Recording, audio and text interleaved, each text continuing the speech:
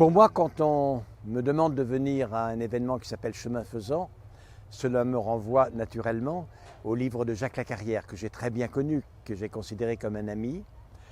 Et j'ai moi-même traversé la France en 2013-2014 en diagonale, à pied.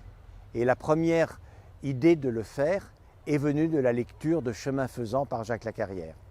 La thématique de cette version de Chemin Faisant est au cœur de mes préoccupations et le sujet de l'immense majorité de mes 25 livres. C'est quelle est la place de l'humain?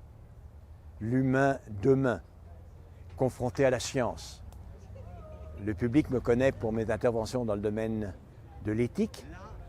Et quel problème l'éthique pose-t-elle? Le problème est le suivant. L'homme s'est doté de nouveaux pouvoirs grâce à la connaissance, grâce à la technique.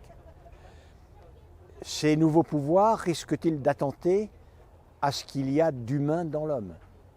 La réflexion éthique, c'est cela, c'est le sujet de cette version de Chemin Faisant.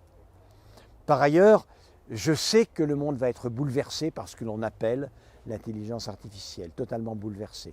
C'est un sujet de réflexion, j'ai déjà beaucoup écrit sur le sujet, fait beaucoup de conférences. Et l'autre sujet, c'était cela, l'humain demain confronté à l'intelligence artificielle. Donc, il y avait Chemin Faisant, Chamonix, un thème qui était au cœur de mes préoccupations. Comment vouliez-vous que je refusasse? Je suis intervenu sur 3 sujets principaux. Tout d'abord sur le progrès.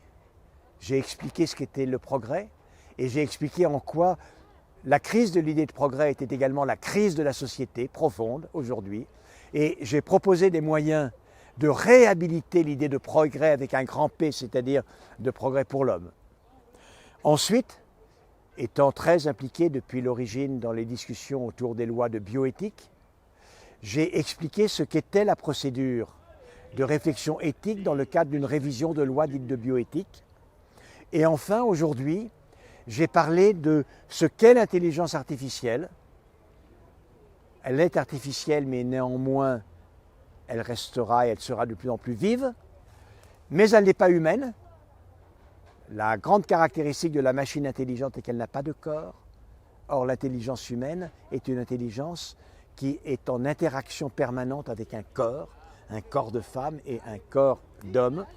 Et enfin, j'ai évoqué les perspectives du transhumanisme. Vous voyez, je n'ai même pas perdu mon temps en 2 jours.